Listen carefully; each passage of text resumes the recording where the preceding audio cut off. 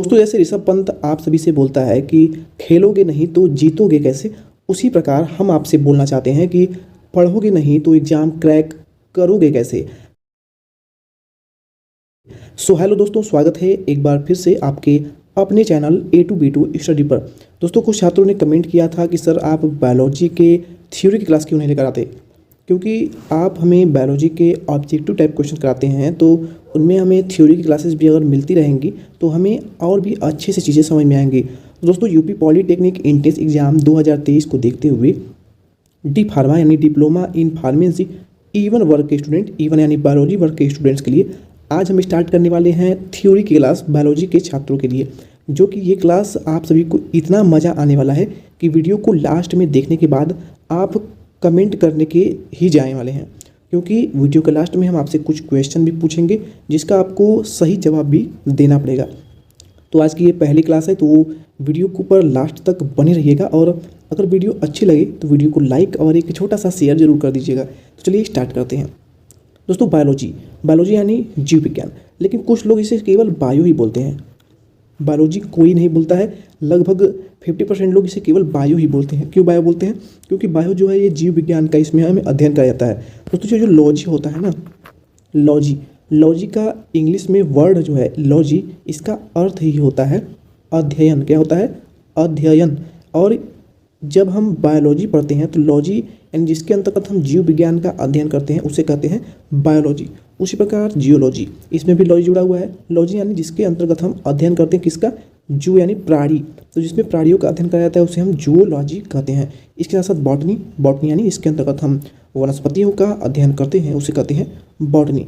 इसी प्रकार विज्ञान के बहुत सारी शाखाएँ बटी हुई हैं जिसके बारे में आगे हम बात करने वाले हैं। दोस्तों, सबसे पहले अगर हम बायोलॉजी को देखेंगे इसमें, तो बायोलॉजी यह विज्ञान की वह शाखा है जिसके अंतर्गत जीवधारियों का अध्ययन करा जाता है।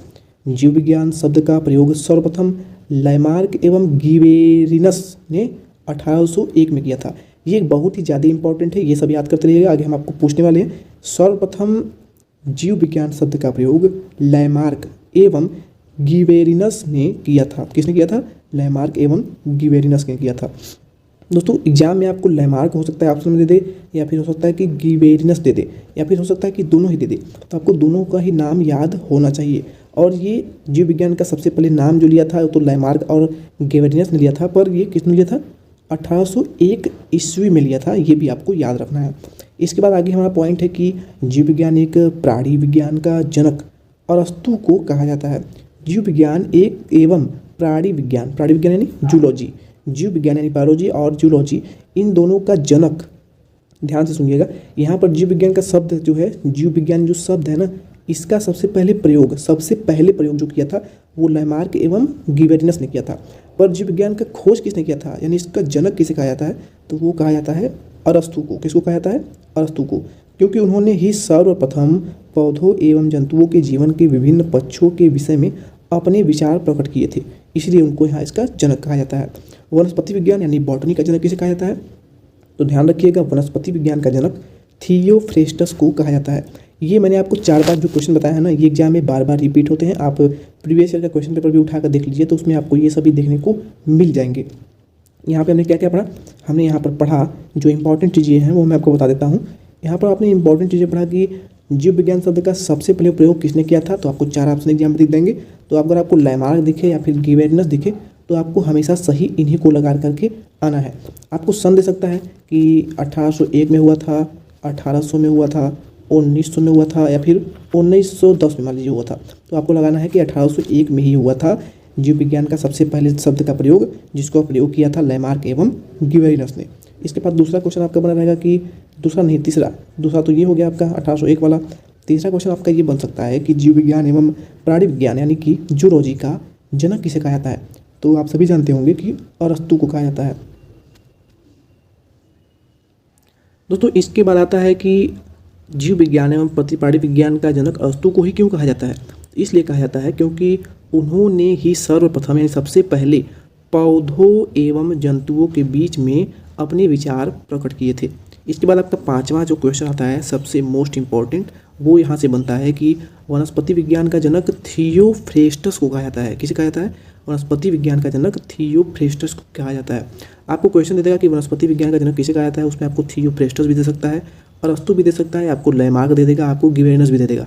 तो आप कन्फ्यूज बिल्कुल नहीं होइएगा दोस्तों। आपको जब हम वीडियो पढ़ा रहे हैं इस वीडियो के माध्यम से, तो उम्मीद है कि आप पेन और कॉपी लेकर बैठे होंगे और सभी चीज़ों को नोट कर रहे होंगे, और हो सके तो आप नोट ही करें, स्क्रीनशॉट के भरोसे न रहें, क्योंकि अगर आप किसी चीज़ को नोट करते रहते हैं ना, तो वो चीज़ें और भी अच्छे तरीके से याद होती हैं। क्योंकि आप उसे अगर हाथों से लिखते हैं, आपको एक एक अक्षर उसका बनाना होता है, तो आपके माइंड में वो चीज़ें सेट होती रहती हैं। तो उम्मीद है आपको हमारी बातें समझ में आ रही होंगी दोस्तों। इसके बाद हम देखेंगे जीव विज्ञान की विशेष शाखाएं, जैसे कि एग्जाम में एक क्वेश्चन यानी कि 4 से 8 मार्क्स का क्वेश्चन हमेशा पूछा जाता है। एक क्वेश्चन जानते हैं आपके एग्जाम में 4 मार्क्स का होता है, अगर 2 क्वेश्चन पूछ लेता है इस टॉपिक से तो आपके 8 मार्क्स के यहाँ पे आ जाते हैं क्वेश्चन। तो चलिए यहाँ पे देख लेते हैं। सबसे पहले आता है आपका एपी कल्चर, जो कि मोस्ट इंपॉर्टेंट है, सबसे इंपॉर्टेंट है आपका एपी कल्चर। एपी कल्चर जो है ये मधुमक्खी के पालन के अंतर्गत इसका अध्ययन करा जाता है। आपसे अगर कोई पूछ ले कि एपी कल्चर क्या है, तो एपी कल्चर वह कल्चर है, विज्ञान की जीव विज्ञान की वह शाखा है जिसके अंतर्गत हम मधुमक्खियों के पालन पोषण का अध्ययन करते हैं। इसके बाद आपका अगला आता है सेरीकल्चर। दोस्तों सेरीकल्चर, यहाँ पे मैं हिंदी में लिखूँ सेरी, तो यहाँ पे आप लिख सकते हैं सेरी यानी रेशम। सेरी अगर हम उल्टा से पढ़ें रस आ जाएगा यानी रस। तो यहाँ पे आप याद कर सकते हैं एक ट्रिक के माध्यम से कि सेरीकल्चर यानी रेशम कीट के पालन का जो अध्ययन करा जाता है उसे हम कहते हैं सेरीकल्चर। इसके बाद आपका अगला जाएगा पीसी कल्चर। तो इसे आप याद कर सकते हैं जैसे कि आप लिखते हैं फिश यानी मछली होता है, तो अगर ऐसे आप फीसी कल्चर पढ़ते हैं, क्या करते हैं? फीसी कल्चर पढ़ते हैं, तो फीसी कल्चर यानी फिश यानी मछली, तो मछलियों का अध्ययन आपका कहलाता है फीसी कल्चर। दोस्तों अगर वीडियो अच्छी लग रही हो, चीज़ें समझ में आ रही हो, तो प्लीज़ एक लाइक तो ज़रूर कर दीजिएगा, और अपने जो भी दोस्त अनभिज्ञ हों, जिन्हें ना पता हो इसके बारे में कि free classes already A2B2 study पे पढ़ाई जा रही हैं, तो उन्हें ज़रूर शेयर करें। अगला आपका है माइकोलॉजी, जो कि आपके कवक के अध्ययन को दर्शाता है, यानी इसके अंतर्गत माइकोलॉजी के अंतर्गत हम कवकों का अध्ययन करते हैं। देखिए अगर इसका आपको रटने को लग जाएंगे ना, तो आपको याद नहीं होगा, पर अगर आप इसे समझने का प्रयास करेंगे तो आपको जीवन में कभी नहीं भूलेगा। जैसे कि हमें याद है माइकोलॉजी कवकों का अध्ययन कहलाता है। साइकोलॉजी ये क्या है आपका? साइकोलॉजी, तो इसके सवालों के अध्ययन को हम कहते हैं साइकोलॉजी कहा जाता है। अब इसके बाद आपका आ जाएगा अगला दोस्तों, अगला है आपका पोमोलॉजी। पोमोलॉजी जो है इसे हम कहते हैं फलों का अध्ययन। पोमोलॉजी के अंतर्गत हम करते हैं फलों का अध्ययन। ऑर्निथोलॉजी इसके अंतर्गत हम पक्षियों का अध्ययन करते हैं। ऑर्निथोलॉजी इसके आप देखेंगे, अगर आप ऑर्निथो लिखेंगे हिंदी में ना, ऑर्निथो कुछ इस प्रकार लिखेंगे ना, तो ऑर्निथो जब आप लिखेंगे तो इस पर यहाँ पे चंद्रबिंदी लगाना पड़ेगा। और जब आप देखेंगे तो पक्षियों जब लिखेंगे, पंछियाँ जब लिखेंगे, तो इस पर भी आपको एक चंद्रबिंदी लगाना पड़ता है। तो ऑर्निथो और पक्षियाँ दोनों में ही चंद्रबिंदु लगता है, इससे आप इसे याद रखे सकते हैं। अब यहीं पे एक क्वेश्चन यहाँ पे ये बन जाता है कि नोट हमें है कि सलीम अली, जिन्हें कि भारत में पक्षियों का जनक यानी फादर ऑफ ऑर्निथोलॉजी के नाम से जाना जाता है, तो ये क्वेश्चन जो है एग्जाम में पूछा जा सकता है। क्या पूछा जा सकता है कि पक्षियों का जो अध्ययन करा जाता है, ये भारत में किस पक्षियों के अध्ययन को जनक को क्या कहा जाता है, यानी जनक कौन है? तो वो है आपके सलीम अली, इनका नाम है। देखिए अगला आपका आता है मछलियों का अध्ययन, तो ये है आपका है इन्थियोलॉजी। तो दोस्तों ये क्वेश्चन जो है ये आने के चांसेस कम है, मैं आपको पहले ही बता देता हूँ। आएगा तो आएगा वो आएगा कि फीसी कल्चर जो था आपका था पीसी कल्चर, वो कहलाता है आपका मछलियों का अध्ययन। ये भी मछलियों का अध्ययन के अंतर्गत ही आता है, पर ये क्वेश्चन आने के चांसेस बहुत ही कम है। अगर आपका है इंटोमोलॉजी, तो इसके अंतर्गत हमको करते हैं कीटों का अध्ययन। और ओफियोलॉजी जो है वो सर्पों का अध्ययन करा जाता है, तो ये भी इंपॉर्टेंट नहीं है, पर मैंने आपको जो इंपॉर्टेंट है वो ऊपर ऑलरेडी बता दिया है। एनाटॉमी ये काफ़ी इंपॉर्टेंट है।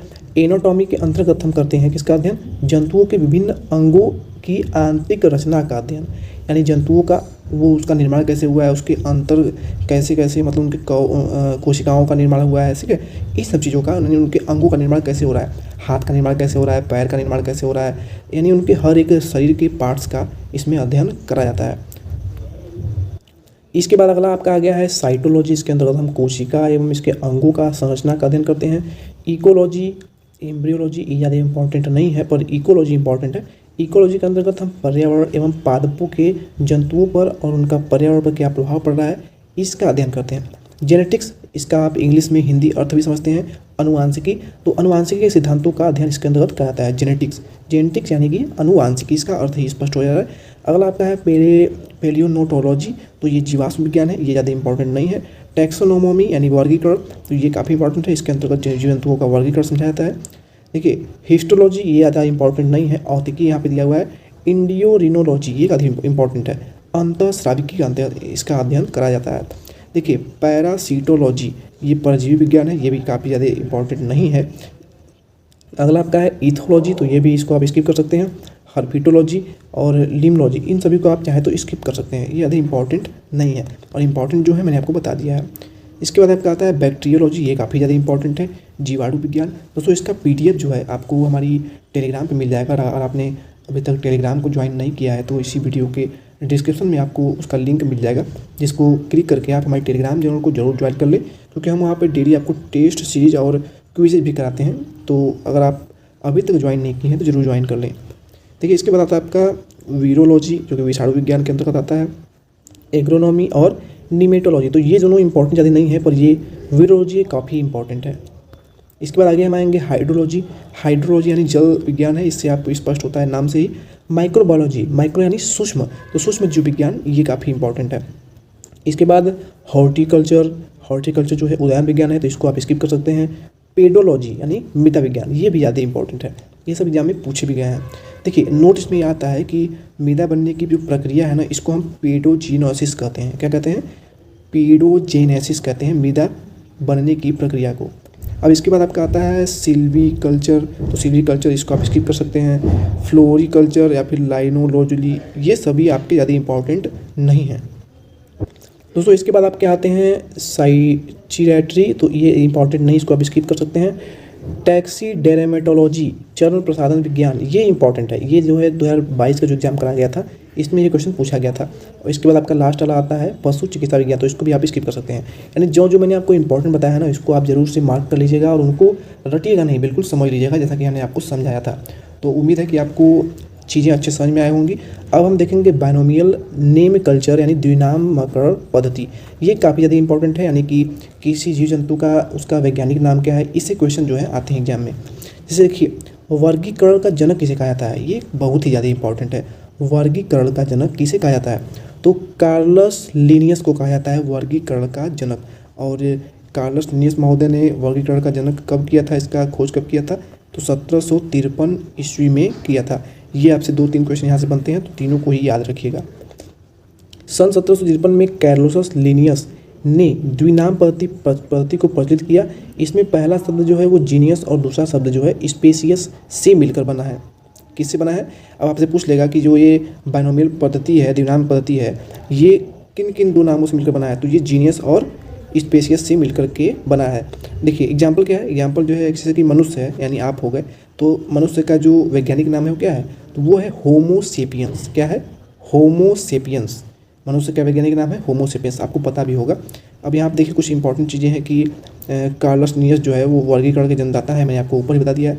यहाँ पे कुछ इंपॉर्टेंट नेम हैं जीव जंतुओं के, जो कि एग्जाम में बार बार पूछे जाते हैं और बहुत ही ज़्यादा इंपॉर्टेंट है। इससे आपके एक क्वेश्चन जो कि 4 मार्क्स का, एक क्वेश्चन 4 मार्क्स का एग्जाम में देखने को मिलेगा। अगर आप इसे याद कर लेते हैं, आप में से जो भी स्टूडेंट्स को पूरा याद कर लेता है, उसको एग्जाम में 4 मार्क्स उसका कन्फर्म हो जाता है। जैसे कि हम आपको कुछ बता देते हैं, जैसे कि फ्रॉग हो गया, फ्रॉग यानी मेढक, इसका जो वैज्ञानिक नाम है वो है राना टिग्रिना। कैट, कैट यानी बिल्ली, बिल्ली का जो वैज्ञानिक नाम है वो है फेलिस डोमेस्टिका। डॉग यानी कुत्ता, केनिस फैमिलियरिस इसका नाम है। काऊ यानी गाय का, गाय की बात करें तो बॉस इंडिकस है। हनी बी यानी मधुमक्खी, तो एपी मेलिफेरा इसका नाम जानते हैं। हाउस फ्लाई यानी घरेलू जो मक्खी होती हैं उसे हम कहते हैं मस्का डिमेस्टिका। ठीक है। मैंगो यानी आम, तो आम जो है उसे मैंगीफेरा इंडिका के नाम जाना जाता है। ये देखिए बहुत ज़्यादा इंपॉर्टेंट है। फ्रॉग बहुत ज़्यादा इंपॉर्टेंट है। कैट, डॉग, काऊ, हनी, सभी के सभी बहुत ही ज़्यादा इंपॉर्टेंट है, यानी इसमें इंपॉर्टेंट ही ऐड करा गया है। राइस यानी चावल को हम करते हैं ओरेजा सैटिवा। क्या कहते हैं? Oryza sativa. वीट यानी गेहूँ, गेहूँ को हम कहते हैं ट्रिटिकम एस्टिटिवियम। ठीक है, बहुत ही ध्यान से इसके स्पेलिंग को भी रट लीजिएगा, और स्पेलिंग नहीं याद हुआ तभी चल जाएगा, पर इसको आपको नाम को तो याद ही रखना पड़ेगा। पी का क्या कहते हैं? तो पीसम सैटिवियम। ग्राम को क्या कहते हैं? चना, यानी तो सीसर एरिटेनियम कहते हैं, सरसों को तो ब्रासिका कैम्परेटिसिस कहते हैं, और ओपियम यानी पेपियर सोमिनिफेरम कहते हैं। तो ये सभी नामें अगर आपको याद है ना, तो आपके एग्जाम में 4 नंबर फिक्स हैं और आप एग्जाम को क्रैक कर सकते हैं। दोस्तों हम आपको अभी तो थ्योरी क्लास दे रहे हैं, पर जब हमारी ऑब्जेक्टिव क्लास होगी ना, तो उसमें हम आपको ये सभी क्वेश्चनों से कैसे क्वेश्चन पूछे जाते हैं और किस टाइप से ऑब्जेक्टिव बनते हैं, हम आपको उनका जो रिवीजन है ना ज़रूर करा देंगे। तो दोस्तों आज की क्लास को यहीं पे समाप्त करते हैं, क्योंकि आज की क्लास में हमने विज्ञान की प्रमुख शाखाएं और जीव जंतुओं के वैज्ञानिक नामों के बारे में यानी द्विनाम पद्धति जो है उसके बारे में पढ़ा है। तो उम्मीद है आपको आज की ये क्लास अच्छे से समझ में आई होगी। कोई भी छोटा से छोटा और बड़ा से बड़ा डाउट है तो आप हमें कमेंट में ज़रूर पूछें। और हाँ, एक बात ज़रूर कि अगर आपको कोई चीज़ें, कोई भी समस्या है, कोई भी डाउट है, तो आप हमें इंस्टाग्राम पे डायरेक्ट डीएम कर सकते हैं, हम आपको उसका रिप्लाई देने का प्रयास करेंगे। और इंस्टा की आईडी आपको इसी टेलीग्राम चैनल के लिंक जो है, और टेलीग्राम के साथ साथ आपको इंस्टा के साथ साथ फेसबुक पेज की भी लिंक डिस्क्रिप्शन में मिल जाएगी वीडियो के। और वीडियो को अपने दोस्तों के साथ ज़रूर शेयर करें। Thank you.